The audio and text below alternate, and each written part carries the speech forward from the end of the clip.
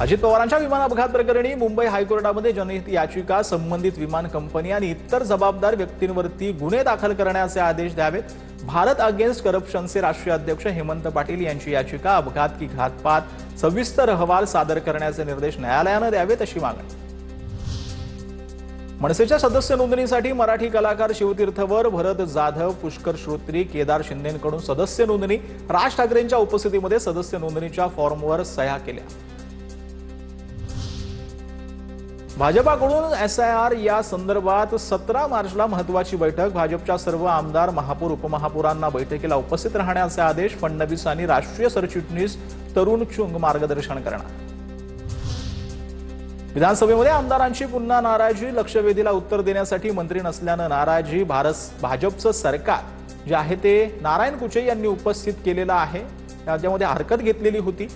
बोलायला दिलं नाही तर समोर बसेल नारायण कुचे, हे आक्रमक झाले. उपमुख्यमंत्री सुनेत्रा पवार यांच्या उपस्थितीमध्ये जनता दरबाराचं आयोजन करण्यात आलंय. जनता दरबाराला नागरिकांची मोठी गर्दी पाहायला मिळते. सुनेत्रा पवार बारामतीतील अनेक कार्यक्रमांना देखील त्यांनी उपस्थिती लावली. धाराशिव जिल्हा परिषद निवडणुकीमध्ये भाजपच्या अर्चना पाटलांचा विजय झाला. अर्चना पाटील भाजपा आमदार राणा जगजितसिंह पाटील यांच्या पत्नी आहेत. धाराशिव जिल्हा परिषदेवर भाजपचा महिला अध्यक्ष बसणार आहे. महाराष्ट्र धर्मस्वातंत्र्य विधेयक विधानसभेमध्ये मांडलं गेलेलं आहे. लव जिहाद आणि धर्मबंदीच्या पार्श्वभूमीवर महत्त्वाचे विधेयक आहे. दोषींना 7 ते 10 वर्ष कारावास आणि 1 ते 7 लाख रुपये दंडाच्या शिक्षेची कायद्यामध्ये तरतूद आहे.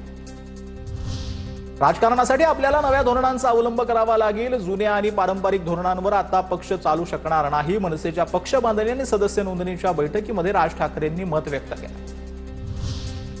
नाशिकमध्ये काँग्रेस प्रदेशाध्यक्ष हर्षवर्धन सकपाळ यांच्या नेतृत्वामध्ये आंदोलन करण्यात आलंय. गॅस दरवाढ, आत्ताचे गॅस तुटवड्यामध्ये विरोधामध्ये हे आंदोलन करण्यात आलंय. नाशिकच्या त्र्यंबकेश्वरमध्ये काँग्रेसनं आंदोलन केलं.